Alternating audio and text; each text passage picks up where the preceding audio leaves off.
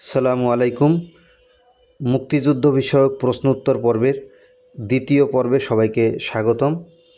আজকে আমরা নতুন করে আরও 10টি প্রশ্ন এবং উত্তর আপনাদের সামনে তুলে ধরব।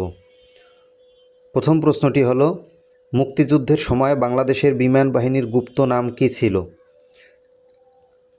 অপশন ক কিলো ফ্লাইট, অপশন খ হেক্টা ফ্লাইট, অপশন গ মিলি ফ্লাইট, অপশন ঘ ডেসি ফ্লাইট। সঠিক উত্তর হলো অপশন ক কিলো ফ্লাইট। 2 নম্বর প্রশ্ন, মুক্তিযুদ্ধের সময় 11টি সেক্টরে বিভিন্ন পর্যায়ে মোট কতজন সেক্টর কমান্ডার দায়িত্ব পালন করেন? মুক্তিযুদ্ধের সময় 11টি সেক্টর বিভিন্ন পর্যায়ে মোট 16 জন কমান্ডার দায়িত্ব পালন করেন। 3 নম্বর প্রশ্ন, মুক্তিযুদ্ধে অবদানের জন্য কতজন নারী মুক্তিযোদ্ধা বীর প্রতীক খেতাবে ভূষিত হয়েছেন? বীর প্রতীক খেতাবপ্রাপ্ত নারী মুক্তিযোদ্ধা হলেন 2 জন। বাংলাদেশকে মার্কিন যুক্তরাষ্ট্র কখন স্বীকৃতি প্রদান করে?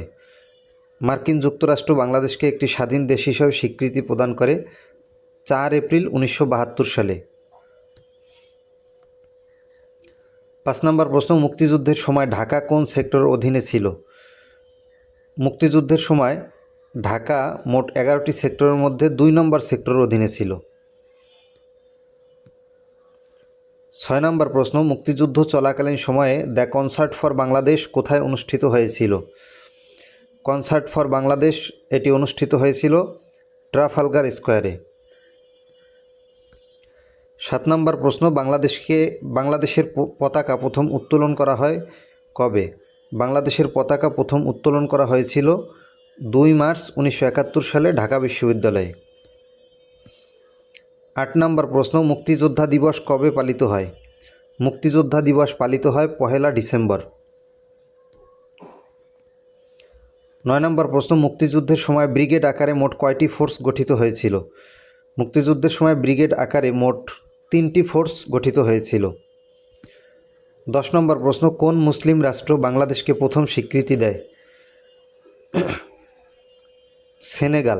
সেনেগাল বাংলাদেশকে প্রথম মুসলিম একমাত্র রাষ্ট্র যিনি বাংলাদেশকে প্রথম স্বীকৃতি দেয়।